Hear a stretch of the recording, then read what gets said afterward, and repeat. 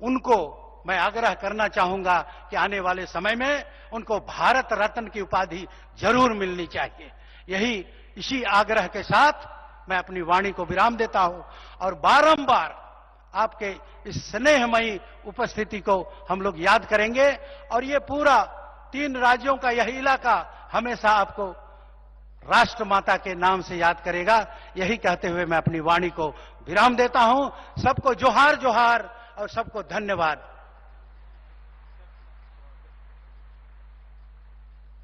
बहुत बहुत धन्यवाद हमारे श्री शिवशंकर उरांव जी।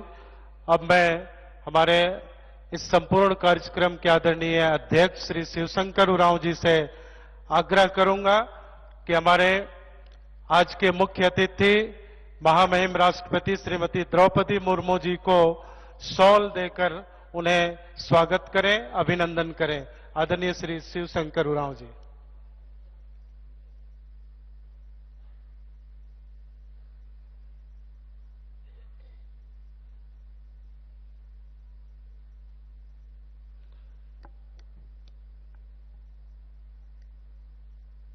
और साथ ही निवेदन करूंगा कि झारखंड की सोहराई कला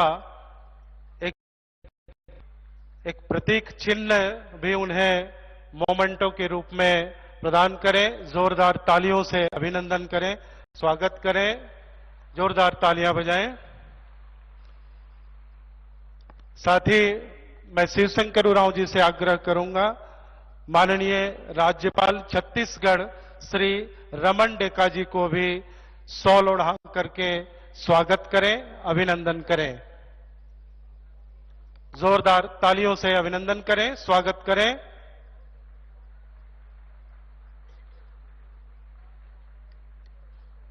तालियां बजती रहनी चाहिए, एक बार जोरदार तालियों से अभिनंदन करें। मैं निवेदन करूंगा आदरणीय शिवशंकर उरांव जी से ही हमारे झारखंड के राज्यपाल श्री संतोष कुमार गंगवार जी का भी अभिनंदन करें, स्वागत करें शॉल ओढ़ाकर।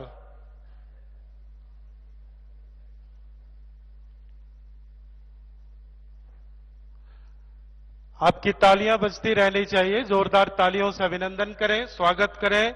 हमारे झारखंड सरकार के महामहिम आदरणीय श्री संतोष कुमार गंगवार जी का स्वागत और अभिनंदन करते हुए हमारे आदरणीय अध्यक्ष श्री शिवशंकर उरांव जी।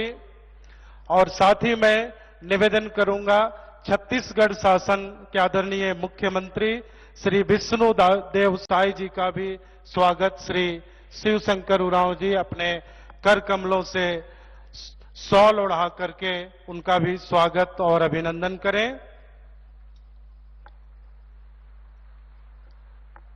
चलिए, बहुत बहुत धन्यवाद। आप सबों का भी बहुत बहुत धन्यवाद।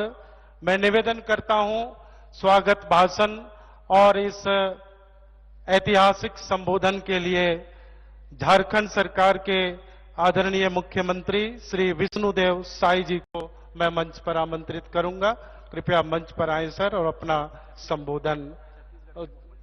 छत्तीसगढ़ के मुख्यमंत्री क्षमा करेंगे श्री विष्णुदेव साई जी।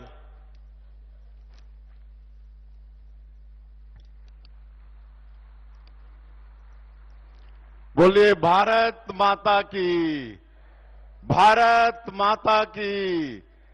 धरती आबा भगवान बिरसा मुंडा की, धरती आबा भगवान बिरसा मुंडा की।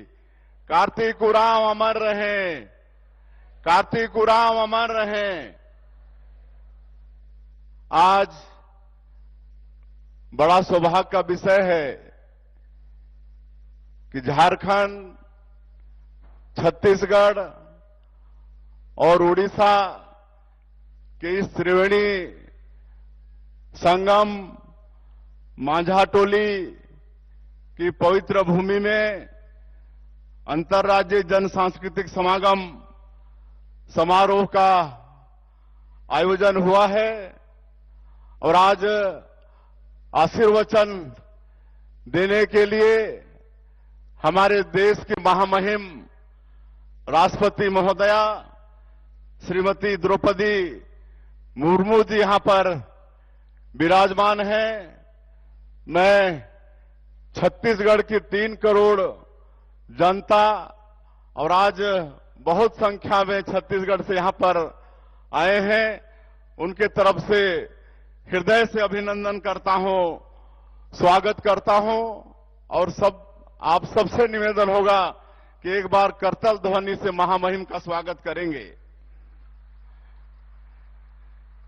निश्चित रूप से आज का ये आयोजन हमारे जनजातीय संस्कृति को सहेजने के पुनीत उद्देश्य से हुआ है। ये सफल होगा। महामहिम राष्ट्रपति महोदया जनजातीय समाज ही नहीं बल्कि संपूर्ण देश की गौरव हैं।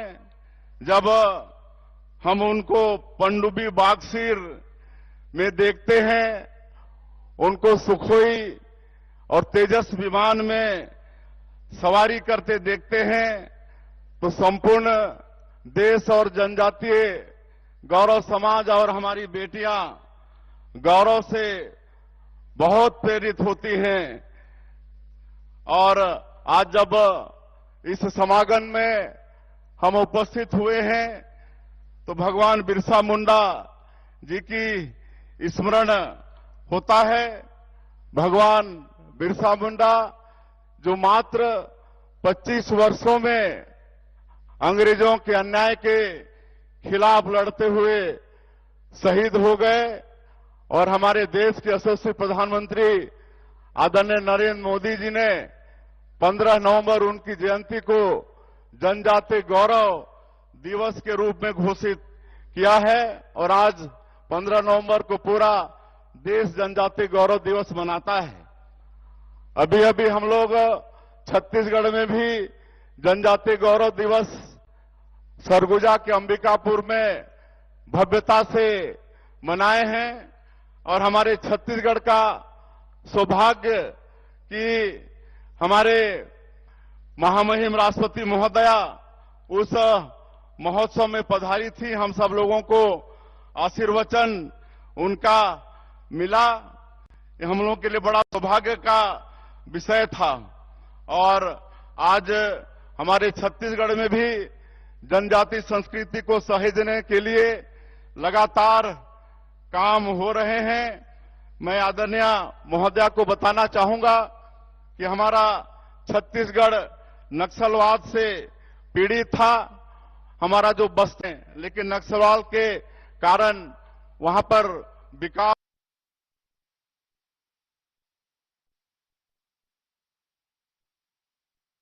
था। आज डबल इंजन की सरकार है और हमारे देश के आदरणीय प्रधानमंत्री जी और आदरणीय गृह मंत्री जी की दृढ़ इच्छा शक्ति के कारण बस्तर क्षेत्र में भी हम लोग शांति बहाल करने में कामयाब हो रहे हैं। वहां नियत नीलानार योजना के माध्यम से लगातार सुरक्षा कैंप खुल रहे हैं। हमारे छत्तीसगढ़ के जवानों को भी और केंद्रीय जवानों को भी जो संयुक्त ऑपरेशन करके नक्सलवाद के साथ मजबूती के साथ लड़ रहे हैं, उनके साहस को भी नमन करना चाहेंगे। लगातार सफलताएं ऑपरेशन में मिल रही हैं और 400 गांव से ज्यादा गांव को हम लोग आबाद कर चुके हैं जहां कोई जाते नहीं थे। आज वहां सड़क, बिजली, पानी, राशन कार्ड, आयुष्मान कार्ड, वहां पर स्कूल, अस्पताल, सबकी व्यवस्था हम लोग कर पा रहे हैं और छत्तीसगढ़ में नक्सलवाद अंतिम सांसें ले रहा है। उसके बाद छत्तीसगढ़ के तेजी से विकास करने में हम सब लोग सफल होंगे। हम लोग छत्तीसगढ़ में पर्यटन को नई उद्योग नीति लाए हैं। इससे हमारा जो जनजातीय क्षेत्र है बस्तर और सरगुजा, वहां भी हमारे भाई बहनों को विकास में और आगे ले जाना चाहते हैं। अभी अभी बस्तर ओलंपिक का आयोजन हुआ था। हमारे उस क्षेत्र के भाई बहनों को विकास की मुख्य धारा से जोड़ने के लिए 3,91,000 इस साल हमारे भाई बहन इसमें शामिल हुए, जो कि इस बात का प्रमाण है कि उस क्षेत्र के लोग नक्सलवाद से मुक्ति चाहते हैं और विकास की मुख्य धारा से जुड़ना चाहते हैं। हम लोग अपनी आदिवासी संस्कृति को आगे बढ़ाने के लिए नया रायपुर में शहीद वीर नारायण सिंह के नाम से एक बड़ा म्यूजियम, ट्राइबल म्यूजियम बनाए हैं, जिसमें छत्तीसगढ़ के अंदर जो 14 आदिवासी क्रांति हुई अंग्रेजों के खिलाफ में, उसका सचित्र चित्रण है। पूरे देश का पहला वो डिजिटल म्यूजियम है। कभी जाएं तो उसको देखें। माननीय हमारे देश के प्रधानमंत्री जी हमारे प्रदेश के स्थापना दिवस 1 नवंबर को उसका लोकार्पण किए हैं और बड़ा सौभाग्य का विषय है कि श्रद्धेय अटल बिहारी वाजपेयी जी जो 3 बार हमारे देश के प्रधानमंत्री थे, वो झारखंड और छत्तीसगढ़ राज्य का भी निर्माण किए हैं इस दृष्टि से कि यहां पर हमारा जो जनजाति समाज है वो तेजी से विकास करे। और पहली बार उन्होंने भारत सरकार में जनजाति कल्याण मंत्रालय का भी गठन किया है। तो आप सबसे आग्रह होगा कि हम सब लोग आदरणीय अटल बिहारी वाजपेयी जी जो सपना देखे थे हम सब लोगों के विकास के लिए, उसमें हम लोग तन मन धन से जुटकर अपने दोनों प्रदेश को आगे बढ़ाएं। और आज के इस अवसर में सौभाग्य का विषय है कि हमारे झारखंड के गवर्नर आदरणीय संतोष गंगवार जी, हमारे छत्तीसगढ़ के गवर्नर आदरणीय रमन डेका जी और इस आयोजन समिति के अध्यक्ष श्री शंकर उरांव जी भी हैं, उनको भी हम अभिनंदन करते हैं, उनका स्वागत करते हैं। और मैं महामहिम को बताना चाहूंगा कि आज हमारे छत्तीसगढ़ से हमारे प्रदेश के एक मंत्री रामविचार नेताम जी, 2 सांसद रायगढ़ के राधेश्याम राठिया जी, सरगुजा के चिंतामणि जी, 2 विधायक जसपुर से रायमुनि भगत, हमारे पत्थल गांव से गोमती साय और बहुत सारे लोग हमारे छत्तीसगढ़ से आपके दर्शन के लिए यहां पर पधारे हैं। मैं फिर से एक बार छत्तीसगढ़ के 3 करोड़ जनता की तरफ से आप सबका आपका धन्यवाद करते हुए, आपका स्वागत करते हुए और इस गरिमामय कार्यक्रम में हमें बुलाए, इसलिए शिव शंकर उरांव और उनकी पूरी टीम को धन्यवाद करते हुए मैं अपनी बात समाप्त करता हूं। जय हिंद, जय झारखंड, जय छत्तीसगढ़।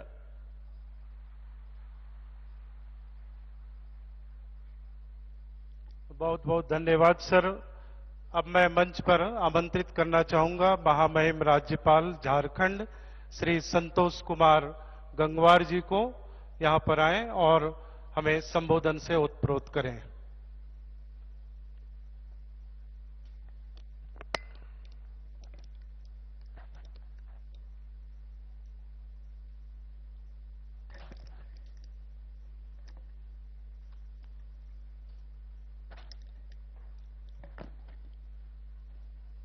परम आदरणीय राष्ट्रपति महोदया जी, छत्तीसगढ़ के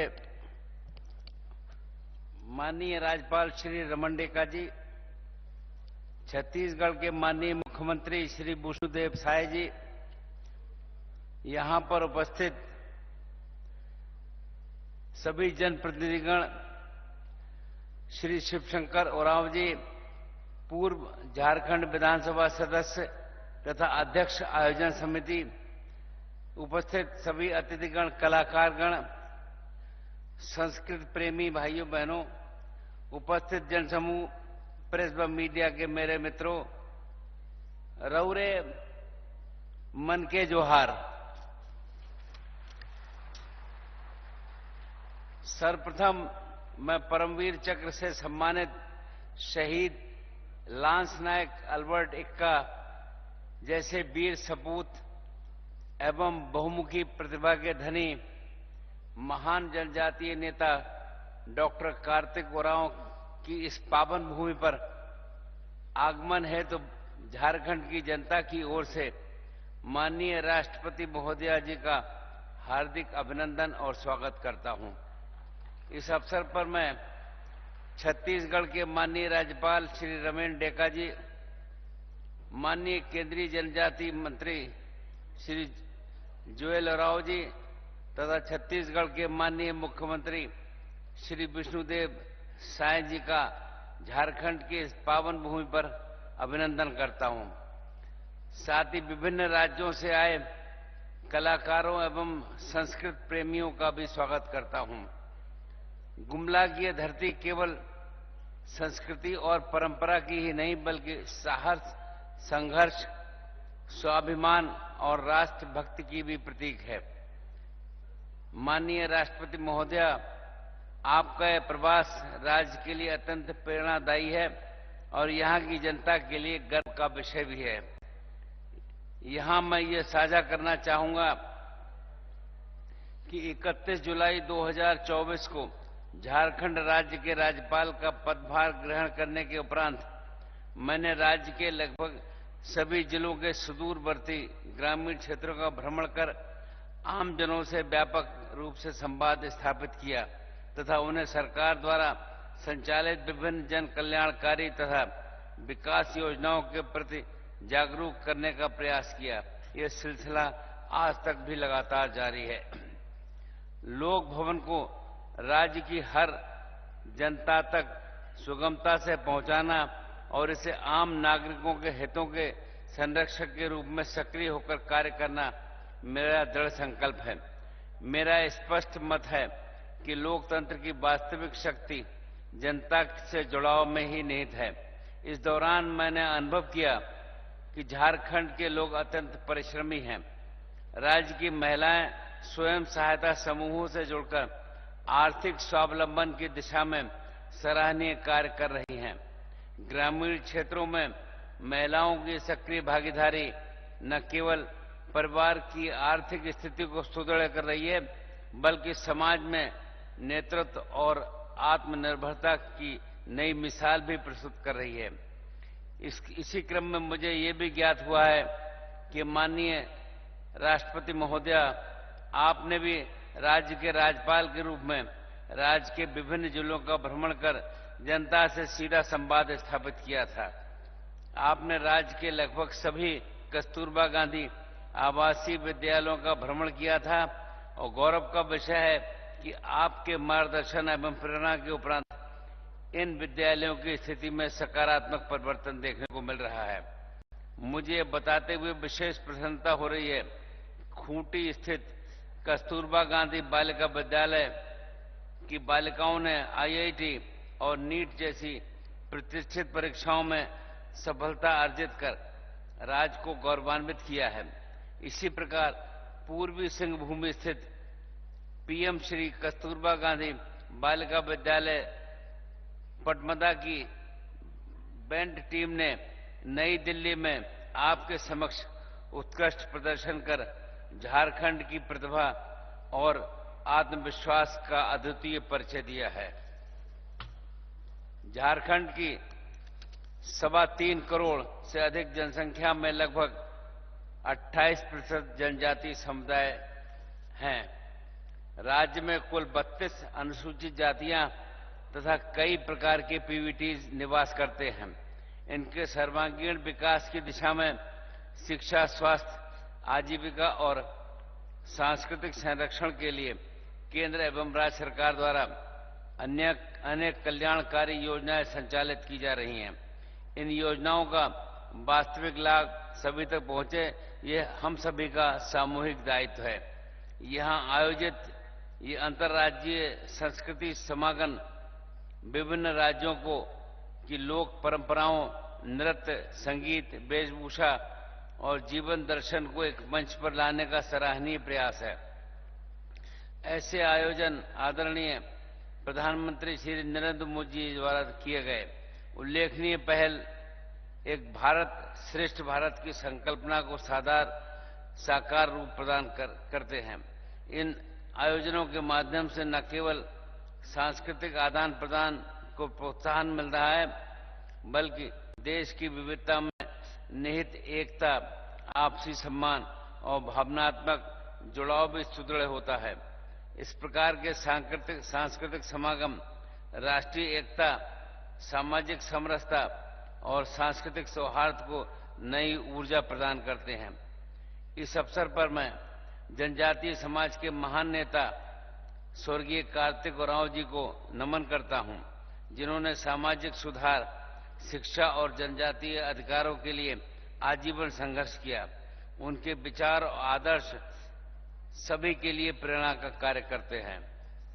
अंत में मैं एक बार पुनः माननीय राष्ट्रपति महोदय के प्रति अपनी कृतज्ञता व्यक्त करता हूं। मुझे पूर्ण विश्वास है कि माननीय राष्ट्रपति महोदय का ये प्रेरणादायी प्रवास एवं मार्गदर्शन जनजातीय समाज, महिलाओं तथा युवाओं को आगे बढ़ने की दिशा में निरंतर नई दिशा प्रदान करने का काम करेगा। बहुत बहुत धन्यवाद। जय हिंद, जय झारखंड।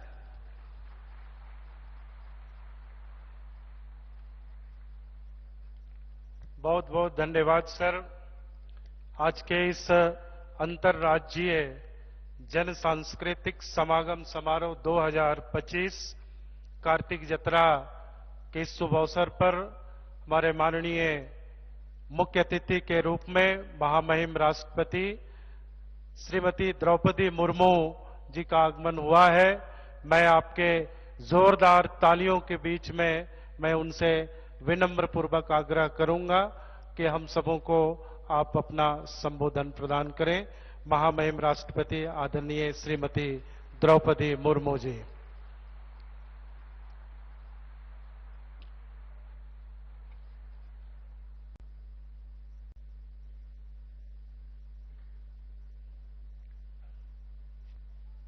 इस समारोह में उपस्थित झारखंड के राज्यपाल श्री संतोष गंगवार जी, छत्तीसगढ़ के राज्यपाल श्री रमन डेका जी, छत्तीसगढ़ के मुख्यमंत्री श्री विष्णुदेव साय जी, झारखंड, छत्तीसगढ़, ओडिशा से आए हुए सभी जनप्रतिनिधिगण, इस समारोह के आयोजक श्री शंकर ओराम जी, छत्तीसगढ़, झारखंड, ओडिशा से आए हुए सभी गणमान्य अतिथिगण, देवियों और स्वजन, सभी को जोहार।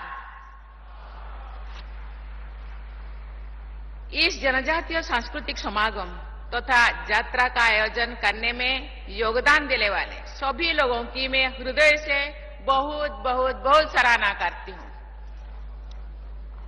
झारखंड, छत्तीसगढ़ और ओडिशा को जोड़ने वाले इस क्षेत्र की नदियां, पहाड़, पठार और जंगल देश की प्राचीनतम परंपराओं के पोषक और साक्षी रहे हैं। यहाँ उपस्थित आप सभी लोगों के उत्साह में हमारे समाज और देश की ऊर्जा का जीवंत चित्र दिखाई दे रहा है। इस आयोजन के में विभिन्न जनजातीय समुदायों एवं सदान समुदाय का संगम हो रहा है। सामूहिक उत्सव के इस अवसर पर आप सबको बहुत बहुत बधाई और शुभकामनाएं देती हूं। 140 करोड़ देशवासियों का मेरा परिवार है। मैं इस विशाल परिवार के जनजातीय समुदाय की बेटी हूं। जनजातीय समुदाय के मैं बहन हो सकती हूं, मां हो सकती हूं, लेकिन राष्ट्रमाता, मुझे अपने आप में राष्ट्रमाता होने का गौरव शायद अभी नहीं और समय नहीं आया है। अभी केवल आपका माता, आपका बहन हो सकती हूँ। राष्ट्रमाता के लिए और भी समय चाहिए मुझे। और गौरव में हासिल नहीं कर पाई, और जगह शायद मैं नहीं ले पाऊंगी। इसीलिए आपके बहन होके रहना, आपके माता होके रहना मैं ज्यादा पसंद करूंगी। इसलिए आज के इस आयोजन में आकर मुझे विशेष अपनापन महसूस हो रहा है। झारखंड के राज्यपाल के अपने कार्यकाल के दौरान मुझे यहाँ के जनजीवन को बहुत निकटता से देखे हैं और समझे हैं तथा सेवा करने का बहुत सुअवसर मुझे मिला। मैं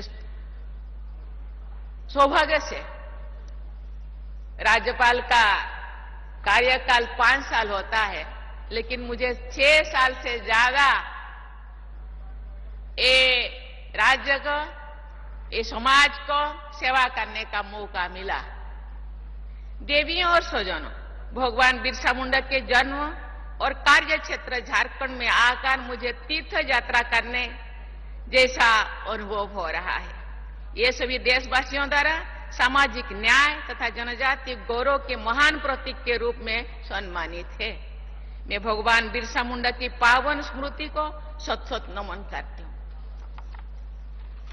पंखराज साहेब कार्तिक ओराम जी ने भगवान बिरसा मुंडा के आदर्शों के अनुरूप जनजातीय चेतना और पहचान को मजबूत बनाया है। उनकी जन्मस्थली और कर्मस्थली गुमला में आप सबके साथ मैं उनकी पावन स्मृति को सादर प्रणाम करती हूँ। उन्होंने जनजातीय समाज सहित देश के उत्थान, शिक्षा के प्रसार और सामाजिक एकता के लिए आजीवन योगदान दिया है। हमें उनके आदर्शों पर चलकर समाज और देश के समग्र विकास के लिए कार्य करने का संकल्प लेना चाहिए।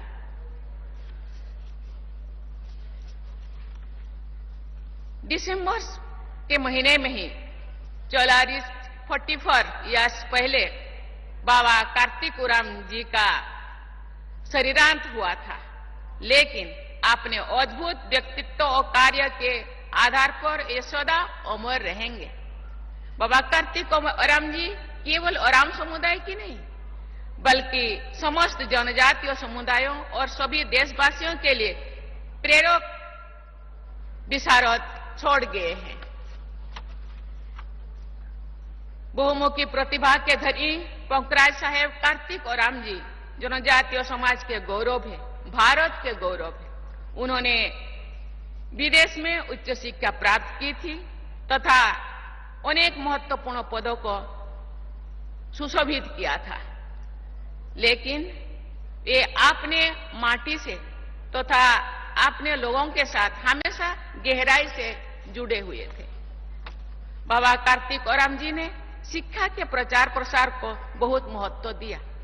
शिक्षा व्यक्ति, परिवार और समाज के निर्माण के मूल मंत्र है।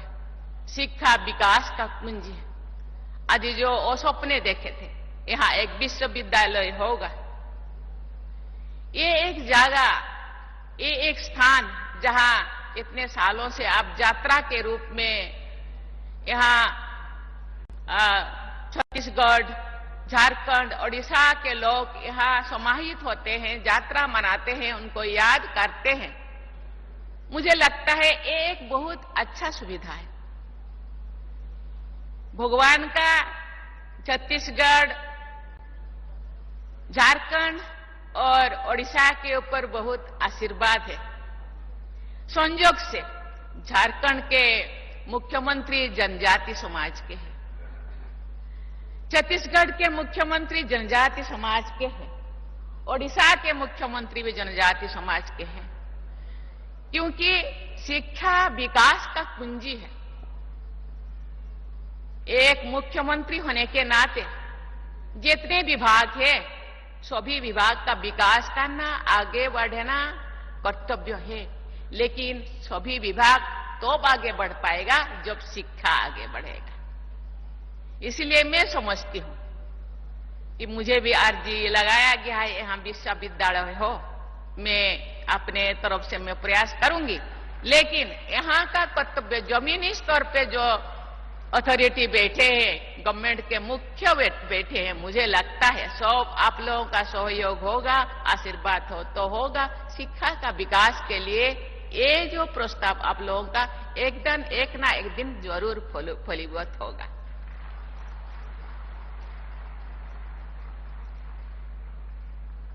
शिक्षा व्यक्तित्व को निखारती है, विकास के अवसर उत्पन्न करती है, समावेशी विकास एवं सामाजिक न्याय का माध्यम बनती है। शिक्षा के प्रसार का प्रत्येक प्रयास बाबा कार्तिक ओराम जी के प्रति सच्ची श्रद्धा व्यक्त करता है।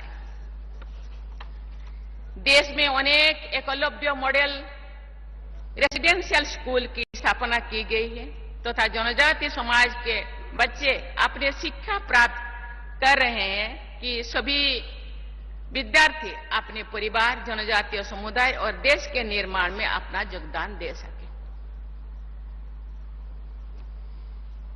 मैं जनजातीय समाज के लिए ये सरकार जो है ये समावेशी विकास में विश्वास करते हैं, ये अंत्योदय में विश्वास करते हैं। अंत्योदय मीन्स सामाजिक कतार में खड़े हुए सबसे अंतिम व्यक्ति तक विकास पहुंचे, उसी दिशा में गवर्नमेंट सोच रही है। अंतिम माने लास्ट लाइन में जो खड़े हैं। कोई भी एक ऐसे व्यक्ति, कोई भी ऐसे समाज विकास से वंचित ना हो, इसी दिशा में कार्य कर रहे हैं। इसीलिए आज बिरसा मुंडा के जन्म जयंती पालित हो गया है। आज 150 जन्म जयंती बिरसा मुंडा के पालन हुआ है पूरा देश में। पूरा देश, केवल जनजातीय समाज नहीं, पूरा देश मनाया है।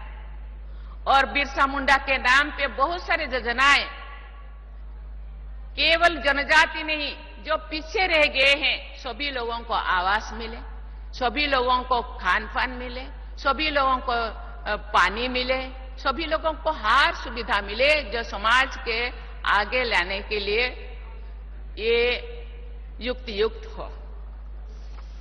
आज आदिवासी समाज में सबसे पिछड़े, आदिवासियों का सबसे, जिसको पीवीटी कहा जाता है, पर्टिकुलरली वल्नरेबल ग्रुप्स, सबसे पिछड़े, जो अभी भी ऐसे समाज है आदिवासियों का जो अभी भी पेड़ में मंच बना कर रहते हैं, अभी भी जंगलों में नीचे सोते हैं, अभी भी उनके पास जमीन नहीं, खान पान नहीं, अभी जैसे जंगलों के पशु पक्षी जैसे दर दर भटकते रहते हैं, अपना आवास चेंज करते रहते हैं, ऐसे समाज अभी भी है। मैं जो राज्यपाल थी उस टाइम मुझे ट्राइबल सब कमेटी का बहुत सारे गवर्नर थे, 7-8 गवर्नरों का मुझे कन्वेनर बनाया गया था। उस टाइम हम देखें कि 75 ऐसे आदिवासी समाज है जो उनके पास जमीन नहीं, उनके पास घर नहीं, वो अभी भी ऐसे जीते हैं जो जंगलों में दूसरे प्राणी रहते हैं। उनके लिए भी गवर्नमेंट आज उनको मिशन मोड में, उनको घर मिले, उनको पानी मिले, उनको स्कूल में रोड रास्ता मिले, रहने की सुविधा मिले, हर चीज मिले जो एक समाज में एक ऊपर पायदान में रहने वाले लोगों को मिल रहा है। इसीलिए ये गवर्नमेंट एक सामूहिक उन्नति पाई, सामूहिक उन्नति विकास पाई, जनजाति समाज को आगे लाने के लिए जो पिछड़े रह गए बहुत प्रयासरत है। देवियों और स्वजनों, महान समाज सुधारक और स्वाधीनता सेनानी यात्रा ताना भगत का जन्म भी गुमला में ही हुआ था। उन्होंने महात्मा गांधी के आदर्श के अनुरूप ब्रिटिश शासन के विरुद्ध अहिंसापूर्ण आंदोलन का नेतृत्व लिया था। आज भी यात्रा ताना भगत जो के लोग कुछ मेरे पास आए थे जब वे राज्यपाल थी, उन्होंने आज भी उनके जमीन को रजिस्ट्रेशन नहीं किया गया था। उन्होंने बोले अरे जमीन भगवान हमको धरती पे भेजे हैं तो ये धरती भगवान का है, रजिस्ट्रेशन करने के क्या जरूरत है। लेकिन सरकार का कुछ नियम को तो मानना पड़ेगा। मैं जब थी उस टाइम 1-1 रुपया रसीद देके उनका जमीन को रजिस्ट्रेशन किया गया उनके नाम पे। वो कहते हैं अरे हम लोग तो महात्मा गांधी बोले 4 आना रुपया, 25 रुपया उनको डोनेशन हमने दिए थे। उन्होंने बोले जमीन आपका है, एक घर आपका है, ये सब चीज आपका है। लेकिन रूल रेगुलेशन, इसलिए आदिवासी समाज आज भी आगे जाने के लिए जरूरत है, उनको विकास का रास्ता दिखाने के लिए जरूरत है। हम सब आदिवासी समाज के हैं, आप सब आदिवासी समाज के, कोई चीफ मिनिस्टर बन गए, कोई प्रतिनिधि बन गए, हम लोगों का कर्तव्य है उनको रास्ता दिखाना, उनको कुछ सरकारी नीति नियम के बारे में बताना, आगे बढ़ाना, शिक्षा प्रदान करना।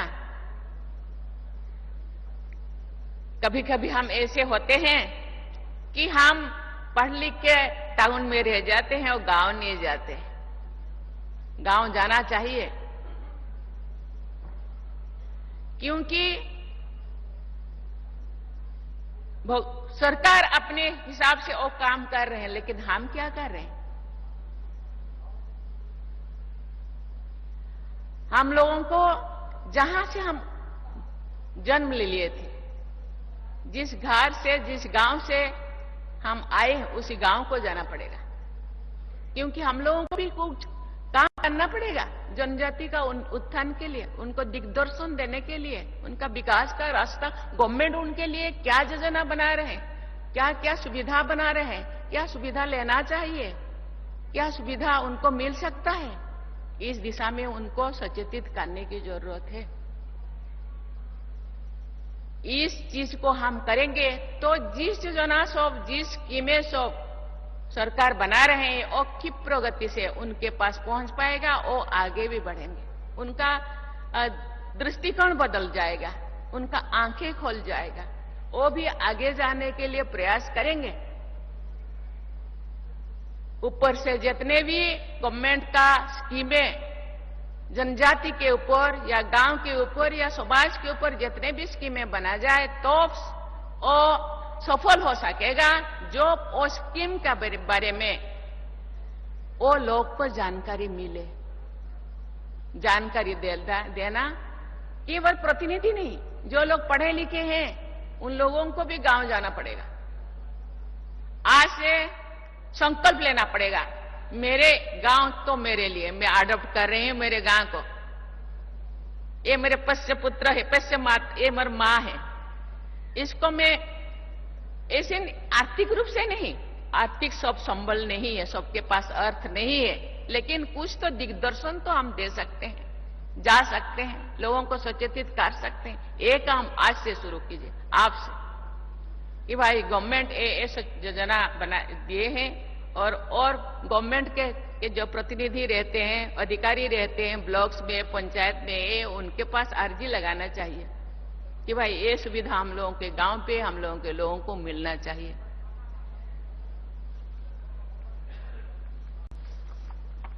भारत माता के वीर सपूत अल्बर्ट एक्का की जन्मस्थली गुमला जिले में ही है। वर्ष 1971 के भारत पाक युद्धों के दौरान उन्होंने वीरता और दृढ़ संकल्प का अद्भुत प्रदर्शन किए। ये देश के लिए लड़ते हुए वीर गति को प्राप्त हुए। उन्हें मरणोपरांत देश के सर्वोच्च युद्धकालीन वीरता सम्मान वीर परमवीर चक्र से सम्मानित किया गया था। इसीलिए ये जो भूमि, ये वीर भूमि है, साहसी लोगों का भूमि है।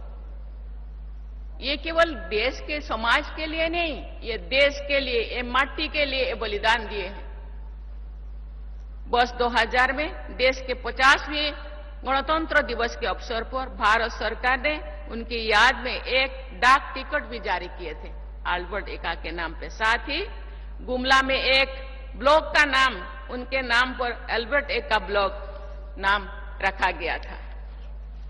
मुझे इस बात पर गर्व है कि हाल ही में परमवीर चक्र से सम्मानित भारत माता के सपूतों के प्रति आदर व्यक्त करने का एक विशेष अवसर मुझे प्राप्त हुआ।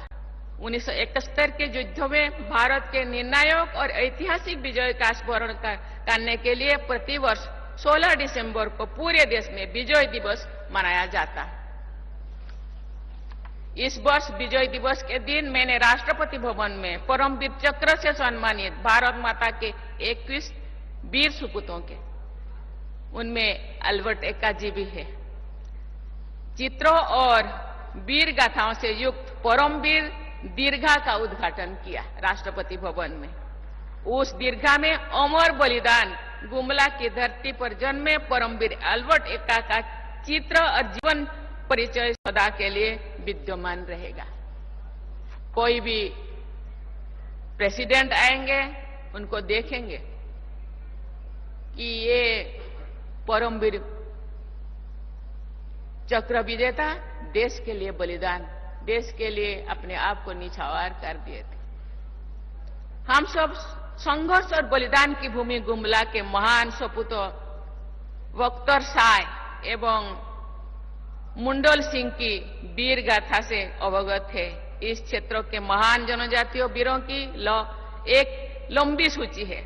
उनकी शौर्य गाथाओं से देशवासियों को परिचित कराने का प्रयास सरकार द्वारा जनजातीय संग्रहालय की स्थापना के माध्यम से किया जा रहा है, जो उल्लेख कर रहे थे हम लोग के मुख्यमंत्री। यहाँ एक म्यूजियम बनाया जा रहा है। झारखंड में भी म्यूजियम बनाया गया कि हमारे जो नेक्स्ट जेनरेशन अभी जो आ रहे हैं वो लोग देखें झारखंड में, छत्तीसगढ़ में कैसे कैसे वीर आदिवासी देश के लिए कुर्बानी दिए। लेकिन ये जनजातीय समाज के गौरव से जुड़े प्रत्येक व्यक्ति और संस्थाओं की जिम्मेदारी के लिए इस क्षेत्रों के तथा सभी क्षेत्रों के जनजातीय वीरों के योगदान से देश की युवा पीढ़ी को तथा भावी पीढ़ियों का अवगत कराया जाना हम लोगों का कर्तव्य है। वीर बलिदानियों का एक क्षेत्र समृद्ध सांस्कृतिक परंपराओं तथा खेलकूद में विशेष पहचान बनाने वाली प्रतिभाओं के लिए भी जाना जाता है। ये आदिवासी समाज पढ़ाई लिखाई में हम कितने सुयोग तो दे पा रहे हैं, लेकिन खेलकूद में और जीन में है। खेलकूद भी जिंदगी जीने का, आगे बढ़ने का, विकास के धारा में आगे पहुंचने का, ये भी एक बहुत बड़ा माध्यम है। मैंने देखा झारखंड में, मैंने 36 साल मैंने देखा छोटे छोटे बच्चे, उनके पास कोई इंस्ट्रूमेंट नहीं खेलकूद का, लेकिन अपने से खुद बना के खेलते। किसी के पास जूता नहीं, किसी के पास जर्सी नहीं, फिर भी वो खेलकूद में आवा है। झारखंड, छत्तीसगढ़, ओडिशा, वेस्ट बंगाल, इसके बच्चे में बहुत खेलकूद का इंटरेस्ट है। उनको सहयोग करना, हर तरीके के उनको सपोर्ट करना, उनको ऐसे फील्ड बना के देना कि वो आगे बढ़ सके। वो आगे बढ़ेंगे तो राज्य आगे बढ़ेगा, समाज आगे बढ़ेगा। मुझे ये जानकर प्रसन्नता होती है कि यहाँ की पारंपरिक पोड़िया बुनाई शैली के परिधान लोकप्रिय है। जैसे कि झारखंड में है क्या सोहराय, मधुबनी, ऐसे यहाँ पोड़िया बुनाई ना, पोड़िया कहते हैं, बुनाई, बुनाकार। ये जनजातीय सांस्कृतिक पहचान के लोकप्रिय होने के केवल एक उदाहरण है। जनजातीय हस्तशिल्प के पूरे विश्व में प्रतिष्ठा भी है और मांग भी है। मैं कभी कभी झारखंड के, बिहार के, छत्तीसगढ़ के कुछ कलाकारों को लेके राष्ट्रपति भवन में भी उनको कुछ दिन रखने का और अपने प्रतिभा को लोगों के सामने दिखाने का मैं अवसर दिया था। इस क्षेत्रों को प्रोत्साहित करना सरकार के साथ साथ समाज की भी जिम्मेदारी है। देवियों और स्वजनों, युवा पीढ़ी और भावी पीढ़ियों को जनजातीय समुदायों की परंपराओं से जोड़कर रखना बहुत आवश्यक है। जनजातीय विरासत और पहचान को सुरक्षित रखते हुए हमारे युवाओं को आधुनिक विकास की यात्रा में भी तेजी से आगे बढ़ना है। जनजातीय समाज के लोगों के अंदर बहुत कलाकृति है, बहुत सारे कला। अभी जब आ रही थी, मुझे एक अधिकारी ने यहाँ महिला बहन लोग बनाए हैं कुछ माला, जंगल के घास से वो माला बनाया गया है। इतने अच्छा, उनके पास इतने कलाकृति है, उसको लोगों के सामने रखना और उनको रोजगार देना और सम्मान बढ़ाना और आत्मनिर्भर बढ़ाना सरकार का कर्तव्य है। इसीलिए महिलाओं को 50% महिलाएं देश को आगे बढ़ाने के लिए, समाज को आगे बढ़ाने के लिए, जनजातीय समाज को आगे आर्थिक रूप में, सामाजिक रूप में सशक्त बनाने के लिए महिलाओं को भी आगे आना होगा। अभी सेल्फ हेल्प ग्रुप माध्यम से महिलाएं सशक्त हो रहे हैं। मुझे लगता है ये भी एक बहुत समाज को आगे बढ़ाने का ये भी एक माध्यम है। उनको वो मौका देना है। जनजातीय समाज को आगे बढ़ाने के लिए महिला पुरुष दोनों को आगे बढ़ना होगा और इसीलिए गवर्नमेंट प्रयास कर रहे हैं, मुझे लगता है वो दिन दूर नहीं जो हम अपने आप को पिछड़ा समझते हैं जनजातीय समाज, और पिछड़ा नहीं रहेंगे। लेकिन सबका सहयोग, सबका प्रयास चाहिए। ये जनजातीय समुदाय के लिए गौरव की बात है कि पिछले 11 वर्षों के दौरान इस समुदाय के 100 से अधिक प्रतिभाशाली लोगों को पद्मश्री से पुरस्कार किया गया, क्योंकि उन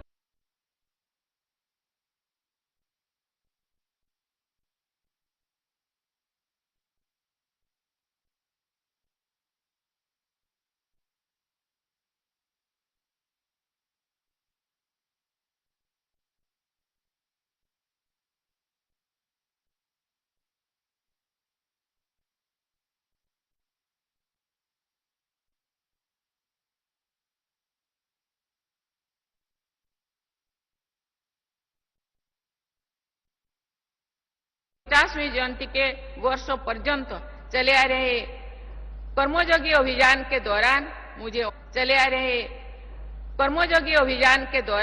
मुझे अनेक अवसरों पर पूरे देश के जनजातीय समुदाय के प्रतिनिधियों से मिलने का और विचार विमर्श करने का अवसर मिला।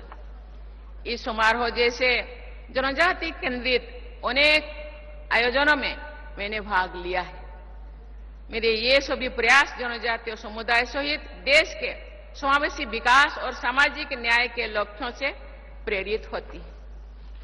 केंद्र सरकार द्वारा जनजातीय समाज के विकास और कल्याण के लिए धरती आबा जनजातीय ग्राम उत्कर्ष अभियान पीएम जनधन योजना को क्रियान्वित किया गया है। प्रतिवर्ष 15 नवंबर यानी धरती आबा बिरसा मुंडा की जयंती के दिन जनजातीय गौरव दिवस मनाने की परंपरा शुरू हो गई है।